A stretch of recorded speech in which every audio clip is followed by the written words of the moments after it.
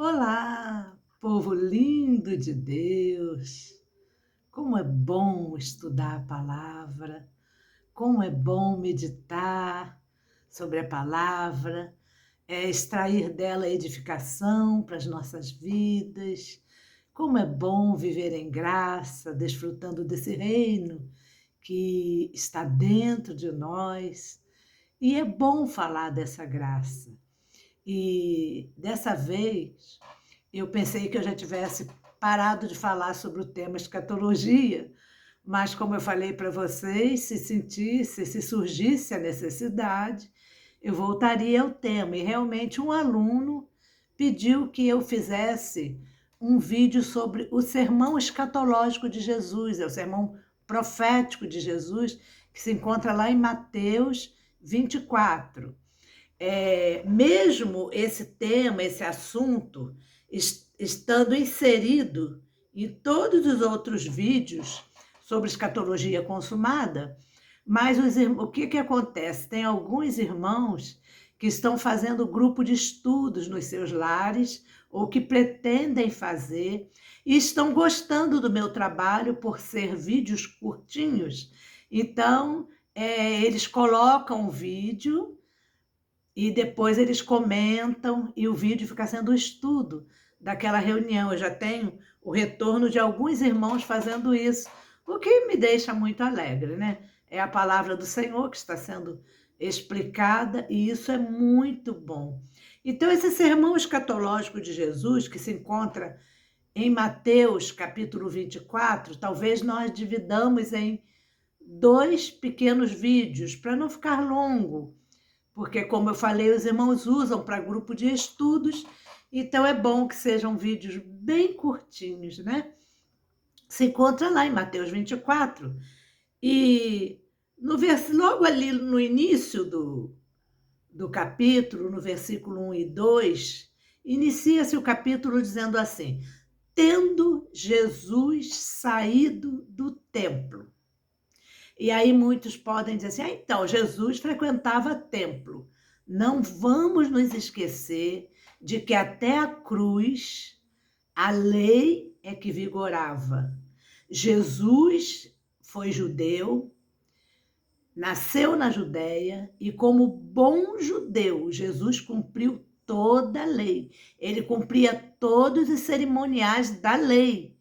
E vocês sabem disso, Jesus celebrou a Páscoa, Jesus só não celebrou essa ceia dos crentes, das igrejas. Não, Jesus celebra a última Páscoa com os discípulos. E nós falamos no nosso vídeo que porque a Páscoa não era um dia só, mas a Páscoa durava alguns dias, os discípulos continuariam vivenciando aquela Páscoa, então Jesus diz, fazer isto em memória de mim, porque ele estaria morto aqueles dias. Hoje Jesus não está morto mais. Nós não podemos celebrar nada em memória. O Cristo está ressuscitado e habitando em nós. Então o texto começa assim, tendo Jesus saído do templo. Jesus ia no templo. Nós vemos alguns episódios registrados na Bíblia de Jesus com o templo, quando ele se ira ali no templo. Tem um videozinho também sobre isso, hein? Ao irar-se no templo, Jesus deixou de ser manso, é outro vídeo meu, procurem lá. Jesus também tem aquele episódio do publicano e do fariseu orando no templo, tem aquela ofertinha da viúva, né? Que ela dá tudo o que ela tem, aquela ofertinha no templo. Então, tem alguns fatos que mostram que Jesus teria que estar ali no templo para registrar. Ele frequentava o templo e as sinagogas também para estudar a lei com os fariseus, que eram os estudiosos da lei. E Jesus também, como um bom fariseu, não se choquem. Ali entre os judeus tinha fariseus e saduceus. Os que criam na ressurreição defendiam a lei de Moisés e os saduceus que não criam em ressurreição, em espírito. Jesus cria na ressurreição, então ele estudava a lei como um bom fariseu. Vocês se chocando ou não, essa é a verdade. Então, como um bom judeu, ele frequentava o templo. E o texto diz que ele ia se retirando quando os discípulos se aproximaram dele para lhe mostrar a construção do templo. Ué, mas então Jesus não estava vendo? Mas aqui quer dizer que os discípulos foram comentar com ele a suntuosidade daquela construção, o luxo daquela construção. Ele, porém, mostra assim o lado oposto de Jesus. Ao invés de se admirar, de se encantar com aquela construção, ele, porém, lhes disse: em verdade vos digo que não ficará aqui pedra sobre pedra que não seja derribado. Vejam bem, será que Jesus queria simplesmente desestimular os seus discípulos, que estavam tão encantados com a construção daquele templo? Ser um desmancha-prazeres? Chegam elogiando o templo e Jesus diz: olha, não ficará aqui pedra sobre pedra. Mas lembre-se de que Jesus sempre usava os recursos naturais para aplicar, então, os seus ensinamentos. E desta feita, quem ofereceu os recursos foram os próprios discípulos com essa demonstração do templo. Jesus aproveita essa chance para aplicar uma boa didática nos seus ensinamentos. Então, veja, o recurso natural aqui que foi dado pelos próprios alunos, Jesus usou e deu a lição, então, avisando que aquele templo seria derribado, porque aquele templo era um marco da lei. Enquanto aquele templo estivesse de pé, a graça não ia ser inaugurada completamente. Foi na cruz, mas se estendeu até o ano 70, ainda práticas da lei. Foi o período da transição dos dois pactos. Vocês vão ver que todos os apóstolos eram da lei. Paulo, mesmo sendo chamado para ser apóstolo aos gentios, Paulo ia lá e cá, ele circuncidou Timóteo para evitar problema, e algumas coisas Paulo fez ainda na transição da lei, até que a graça fosse instaurada definitivamente. Então, vejam bem, dali eles foram para o Monte das Oliveiras, como Jesus sempre fazia. Jesus se retirava para o monte, Jerusalém é cercada por montes, para se retirar do conflito da multidão. Jesus sempre ia para o monte para orar, para estar a sós com seus discípulos. Hoje os evangélicos pegam isso como doutrina. Não é nada de doutrina, era apenas uma geografia da cidade, como é a minha aqui. A minha aqui eu moro no monte. Eu não preciso nem para o monte orar, eu posso orar dentro da minha casa, que eu já estou orando no monte, né?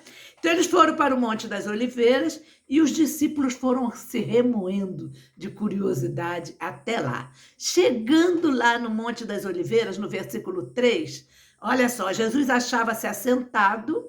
Quando se aproximaram dele seus discípulos em particular, e lhe pediram: dize-nos quando acontecerão essas coisas. Quero chamar a atenção de vocês para esse detalhe aqui.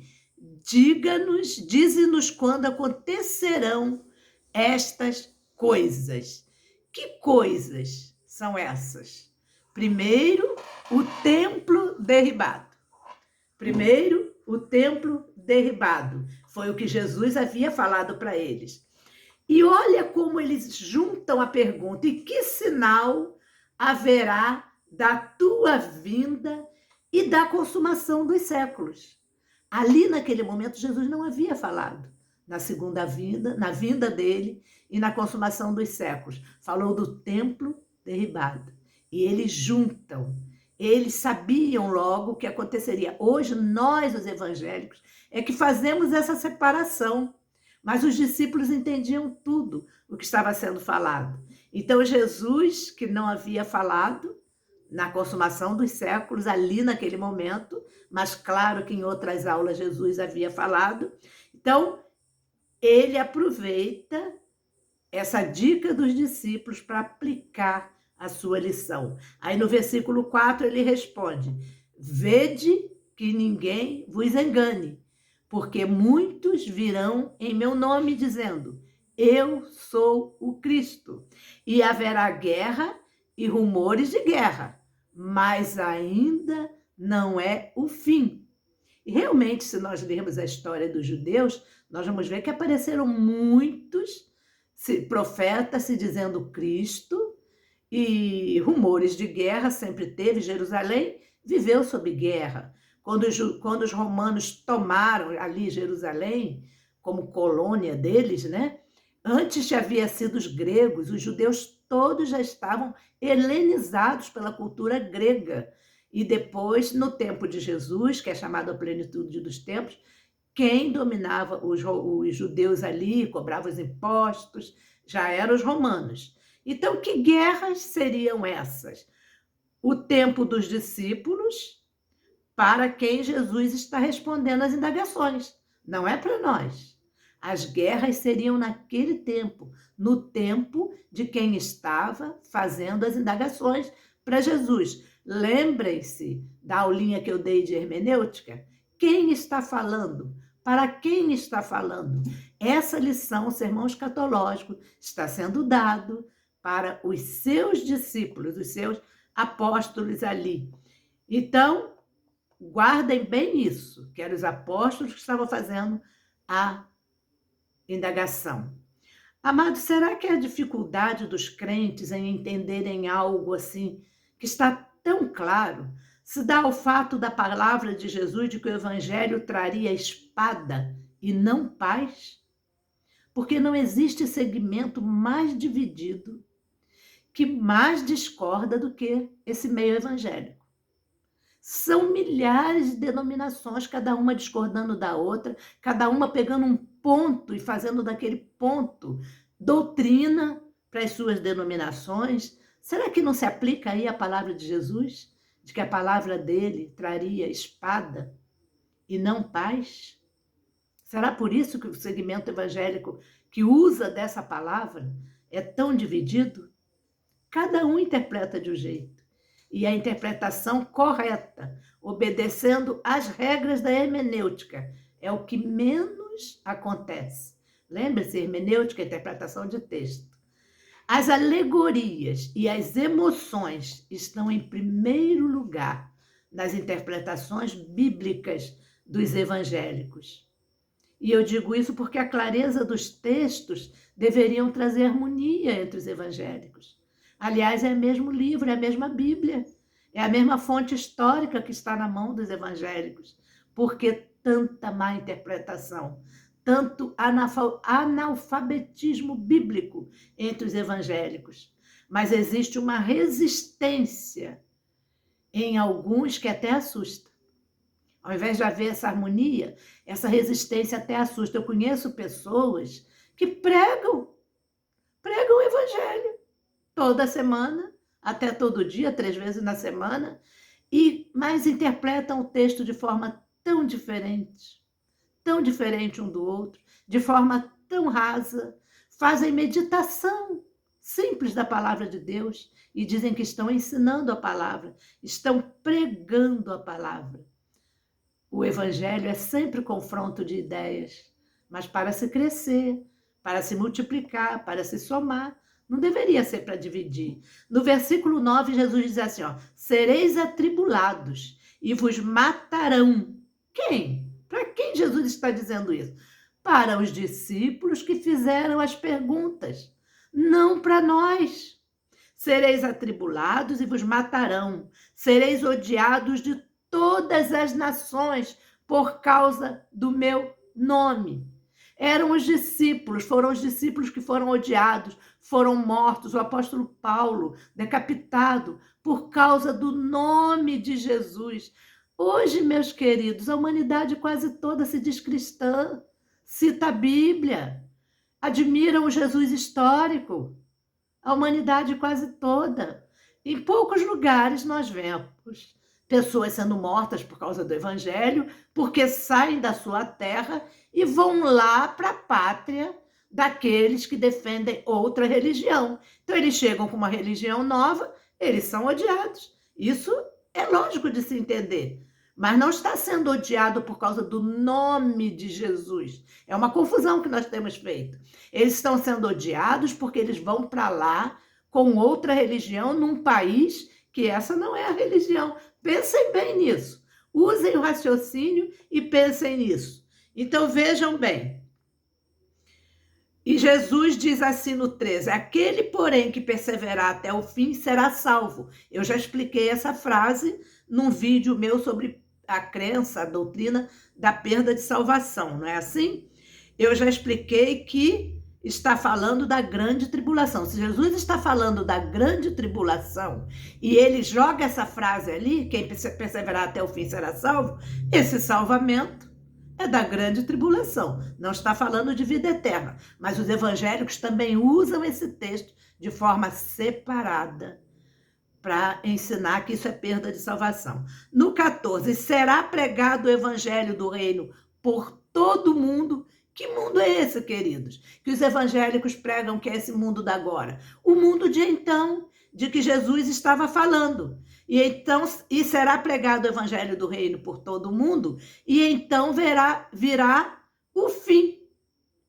Agora, vamos ver Colossenses, o apóstolo Paulo falando lá na carta à igreja de Colosso, aos crentes de Colosso, no capítulo 1, versículo 23. Se, na verdade, permanecerdes fundados e firmes na fé, e não vos moverdes da esperança do evangelho que tendes ouvido, o qual foi pregado a todo mundo. Paulo está mentindo? Não, Paulo está dizendo que o mundo que Jesus falou, que o evangelho seria pregado e então ele viria em forma de juízo sobre Israel. Paulo está dizendo que todo mundo foi pregado o evangelho, sim, o qual foi pregado a toda criatura que há debaixo do céu, e do qual eu, Paulo, estou feito ministro. É o ministro do evangelho aos gentios que está dizendo que o evangelho foi pregado a todo mundo.